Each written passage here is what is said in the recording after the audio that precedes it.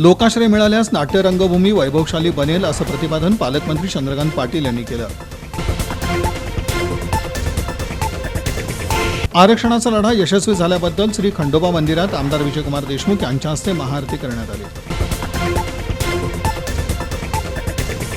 राष्ट्रवादी काँग्रेस दादा गटाच्या महिला काँग्रेस शहराध्यक्षपदी संगीता जोगदनकर तर कार्याध्यक्षपदी चित्रा कदम यांची नियुक्ती करण्यात आली.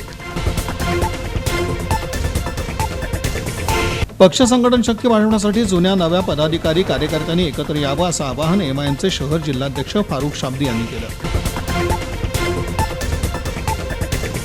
बोरामणी इथं साकारणाऱ्या आंतरराष्ट्रीय विमानतळाच्या विकासासाठी राज्य सरकारनं सकारात्मक पाऊल उचललं आहे.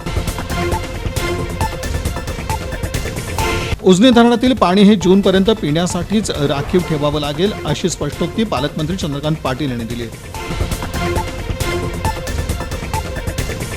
मागण्या मान्य झाल्या तरी आरक्षण कधी मिळणार हे एकदा मुख्यमंत्र्यांना विचारावं असा सल्ला मनसे अध्यक्ष राज ठाकरे यांनी मनोज जरांगे पाटील यांना दिला.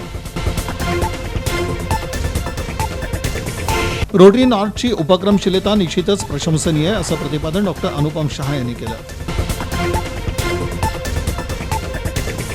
हिलिंग हँड्स फिजिओथेरपी सेंटरची उपक्रमशीलता कौतुकास्पद आहे असं प्रतिपादन डीसीपी विजय कबाडे यांनी केलं. श्रीमती निर्मलताई ठोकळ प्रशाला आणि कनिष्ठ महाविद्यालयातर्फे प्रजासत्ताक दिनाचा सोहळा मोठ्या उत्साही वातावरणात साजरा करण्यात आला.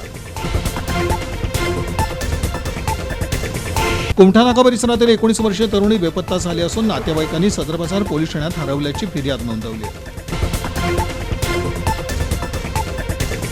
80 वर्षाच्या वयोवृद्धानं गळफास घेऊन जीवनाचा प्रवास संपुष्टात आणला. आत्महत्येमागील नेमकं कारण अद्याप अस्पष्ट आहे. अधिक तपास जेलरोडचे पोलीस करत आहेत. ग्रामीण पोलिसांच्या स्थानिक गुन्हे शाखेनं सुमारे 21 लाख रुपयांचा गांजा जप्त केला. या प्रकरणी 2 कार सुद्धा हस्तगत करण्यात आल्या.